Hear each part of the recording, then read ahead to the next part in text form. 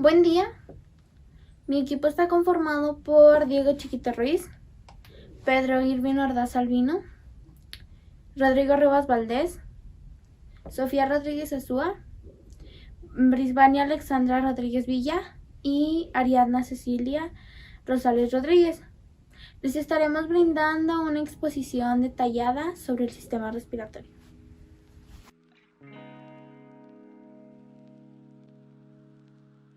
Empezaremos diciendo la función del aparato respiratorio. Contribuye a la homeostasis encargándose del intercambio gaseoso, oxígeno y dióxido de carbono entre el aire atmosférico, la sangre y las células de los tejidos.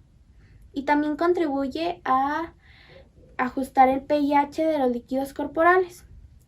El aparato respiratorio está compuesto por nariz, faringe, laringe, tráquea, bronquios y pulmones. Y se puede clasificar como aparato respiratorio inferior y aparato respiratorio superior, o bien por su función zona conductora, que son las cavidades y tubos interconectados, nariz, faringe, laringe, tráquea, bronquios y bronquiolos, y su zona respiratoria, que es el interior de los compuestos del tejido epitelial. A continuación, le otorgaría la palabra a mi compañero Diego Chiquito Ruiz, que presentará la maqueta que realizamos del aparato respiratorio.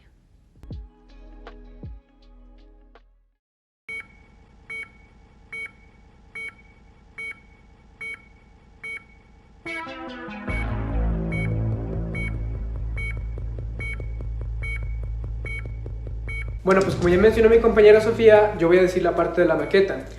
Esta maqueta la hicimos entre todos, al final me la quedé yo por motivos de la pandemia y por motivos de salud.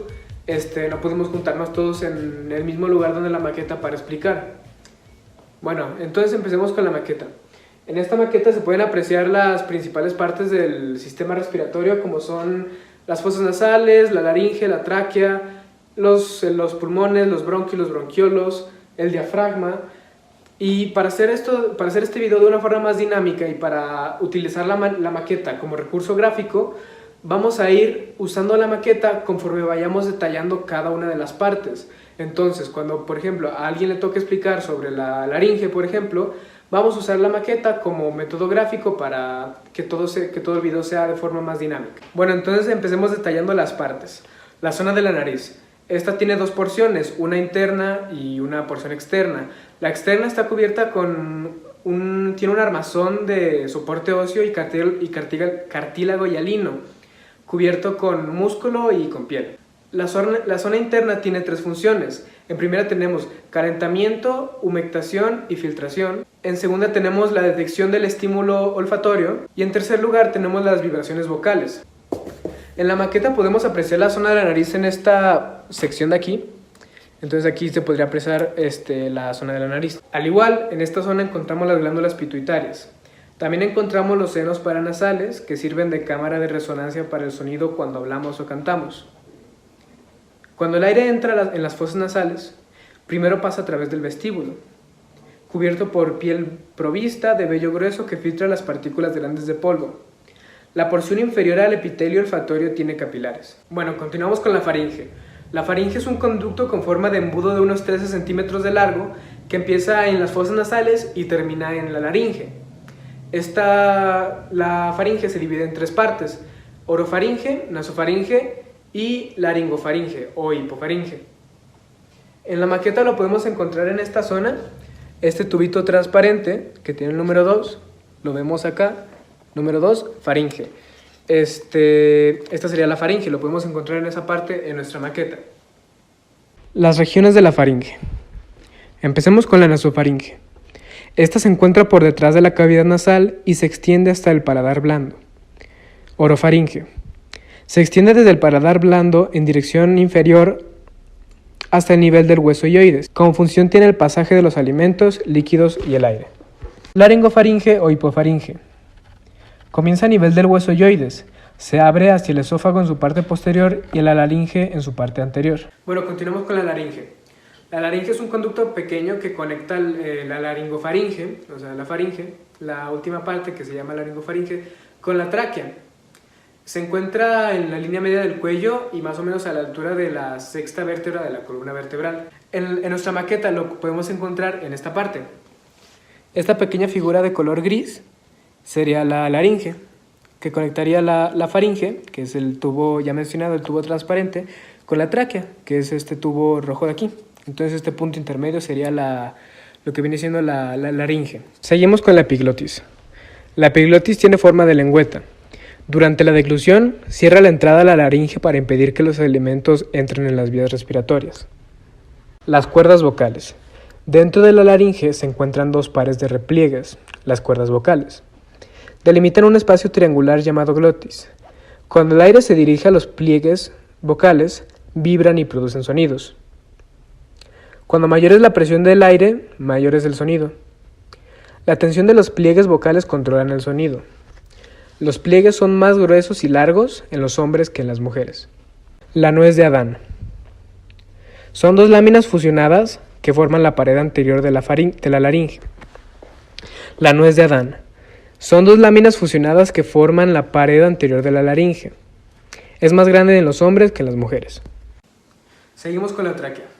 La tráquea es un conducto aerotubular que mide aproximadamente 12 centímetros de largo y 2.5 centímetros de diámetro. Se localiza por delante del estómago y se extiende desde la laringe hasta donde se divide en los bronquios primarios. En la maqueta lo podemos encontrar en esta zona de aquí. Este que tiene el número 4 sería la tráquea. Este de color rojo sería desde esta parte de aquí, desde la laringe, hasta esta división de aquí, que serían los bronquios primarios. A continuación mi compañero Irving les explicará las demás partes, continuando la zona de los bronquios y de los pulmones. Antes de continuar con mi compañero Irving, anexo las imágenes de nuestra maqueta para que ustedes las puedan apreciar de una mejor manera.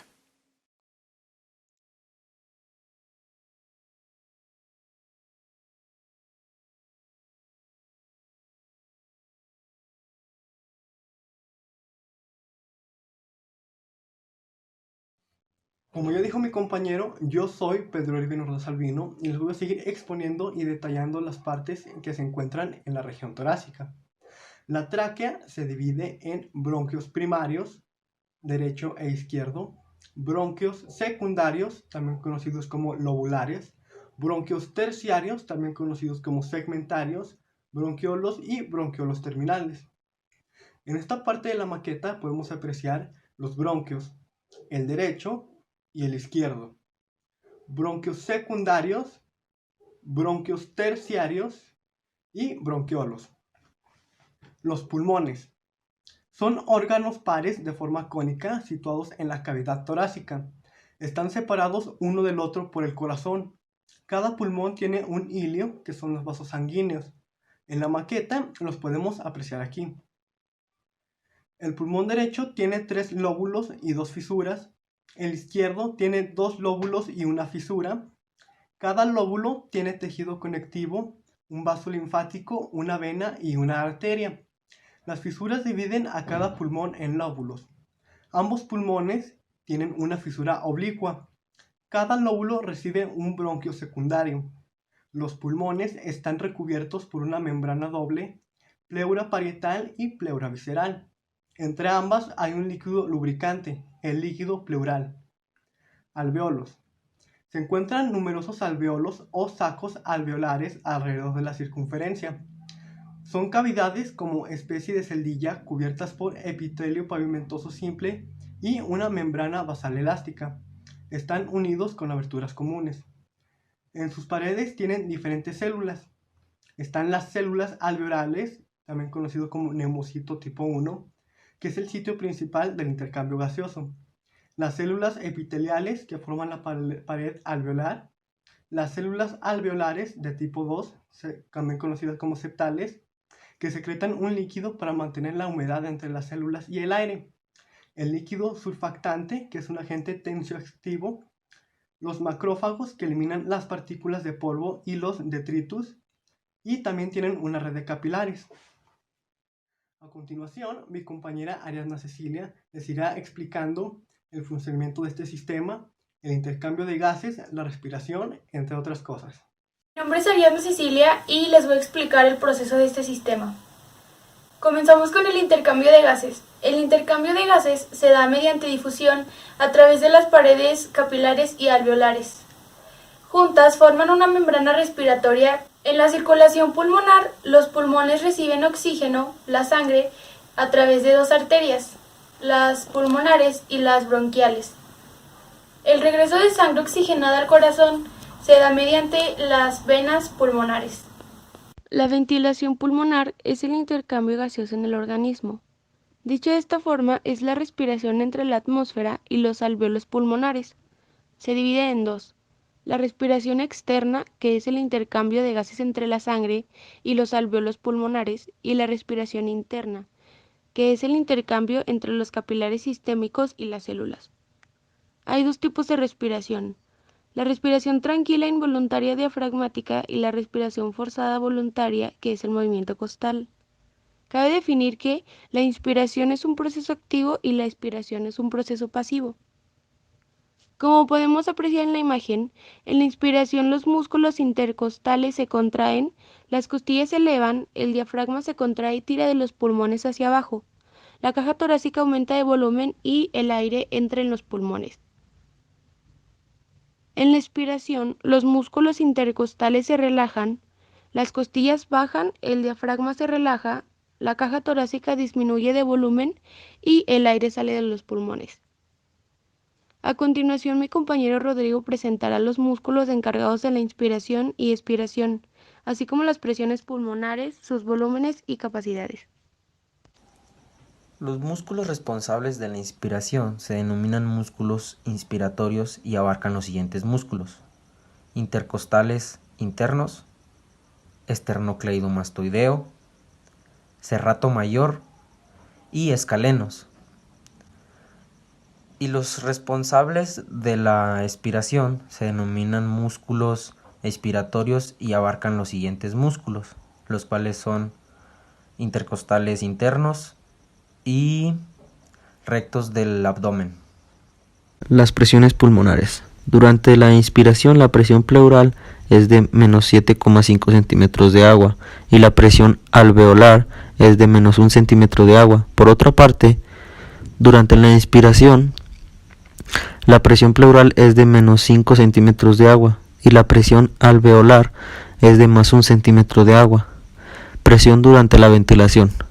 El aire se desplaza hacia los pulmones cuando la presión del aire en su interior es menor que la atmósfera. El aire se moviliza hacia afuera de los pulmones cuando la presión del aire dentro de estos es mayor que la presión atmosférica. Para que el aire fluya hacia el interior de los pulmones, la presión dentro de los alvéolos debe ser más baja que la presión atmosférica. Tenemos la ley de Boyle, que básicamente es una de las leyes de los gases que relaciona el volumen y la presión de una cierta cantidad de gas mantenida a temperatura constante. La compilancia pulmonar es la distensibilidad determinada por su cambio de volumen con la presión. Se entiende por distensibilidad a la propiedad que permite el alargamiento o distensión de una estructura. Volúmenes y capacidades pulmonares. En reposo, un adulto sano efectúa unas 12 ventilaciones por minuto y cada inspiración y expiración moviliza alrededor de 500 mililitros de aire hacia adentro y afuera de los pulmones. La cantidad de aire que entra y sale se le denomina volumen corriente y el aire que entra y sale por minuto se le denomina ventilación por minuto. Va a variar dependiendo de las actividades realizadas. Los volúmenes serían los siguientes: en corriente 500 mililitros, reserva inspiratoria 3000 mililitros, reserva expiratoria 1100 mililitros, residual 1200 mililitros. A continuación, mi compañera Sofía. El intercambio de gases se produce por las diferencias de presión de alvéolos y la sangre. La presión es proporcional y parcial. Transporte de oxígeno por la sangre. El 97% es transportado por la hemoglobina, formándose oxihemoglobina. La hemoglobina contiene 4 átomos de hierro en forma de ion ferroso y cada uno de ellos se une de forma reversible a una molécula de oxígeno. El 3% restante se transporta disuelto en el plasma sanguíneo. La hemoglobina es el factor que determina cuánto oxígeno se unirá a la hemoglobina. Es la presión. Cuanto más alta es, más oxígeno se combina con la hemoglobina. Transporte de dióxido de carbono por la sangre. El 65% se transporta como ion bicarbonato disuelto en plasma. El 25% se transporta unido a la hemoglobina en forma de carbaminohemoglobina. El 10% se transporta disuelto directamente en el plasma. Respiración celular. Cabe mencionar la respiración celular, que es el proceso metabólico por el que los nutrientes se combinan con el oxígeno y se descomponen, liberando energía. Ocurre en las mitocondrias de las células. Esta energía es utilizada para la síntesis de las moléculas de ATP, que es utilizado para realizar otros procesos como la biosíntesis, contracción muscular, etc. La biosíntesis es el conjunto de reacciones químicas que ocurre continuamente en el cuerpo de un ser vivo, donde las moléculas más sencillas forman biomoléculas más complejas. La biosíntesis o anabolismo es una de las partes en que se divide el metabolismo, que sí requieren energía, a diferencia del catabolismo, que ésta no requiere energía. Centro respiratorio. Los impulsos nerviosos son enviados desde el bulbo raquídeo y el puente. El bulbo raquídeo controla el ritmo básico de la respiración, la inspiración y la expiración, así como la respiración normal y forzada. Los nervios que participan son los nervios intercostales, frénicos, vagos y glosofaringeos. Cabe mencionar a los quimiorreceptores. Estas son neuronas sensitivas que responden a las sustancias químicas, controlan el oxígeno y el dióxido de carbono, se localizan en el bulbo raquídeo entre las carótidas y la aorta y forman parte del sistema nervioso periférico. A continuación, mi compañero Diego finalizará con cómo afecta el COVID a este sistema. Bueno, soy yo otra vez, Diego, y les voy a explicar cómo el COVID-19 afecta al sistema respiratorio, específicamente a los pulmones. Tenemos este video de un modelo en 3 dimensiones en 360 grados proporcionado por el hospital de la Universidad George Washington. Lo voy a poner. Este video muestra un plano 360 de lo que viene siendo la zona de los pulmones y podemos ver cómo son afectados por el COVID. Como podemos observar, en estos pulmones hay unas zonas amarillas. Estas zonas amarillas indican inflamación. Cabe mencionar que esta tomografía o este modelo es de un paciente de 50 años con síntomas de COVID-19 y por ende con COVID-19. Además se observa que hay inflamación en ambos pulmones, hay rastros amarillos en ambos pulmones y está causando que todo el tejido pulmonar se desgarre y se gaste. Y bueno, si queremos ser un poco más técnicos, un poco más teóricos, tenemos que el SARS-CoV-2 o el COVID-19 entra a las células de los alvéolos, los neumocitos, y utiliza el contenido que hay dentro de ellas para multiplicarse de forma masiva, hasta matar a cada una de las células que se encuentra. La destrucción de los alvéolos, la muerte de los alvéolos, genera una respuesta de nuestro sistema de defensa en forma de inflamación. Este proceso hace que generemos líquido, y demasiado líquido hace que tengamos insuficiencia respiratoria, y ahí es cuando se origina lo que viene siendo la neumonía atípica y los síntomas de COVID-19. Entonces básicamente entra al organismo, mata las células de los alvéolos, se multiplica, haciendo que mate cada vez más células de los alvéolos y nosotros produzcamos una inflamación que provoca líquido, que hace que tengamos insuficiencia respiratoria y neumonía atípica. Y bueno, eso ha sido todo por nuestra parte. Hemos explicado y detallado el sistema respiratorio, los nervios, los músculos y en fin su anatomía y su fisiología. Así como también hemos detallado y hemos explicado cómo afecta el COVID-19, el SARS-CoV-2, a este sistema. Gracias por su atención.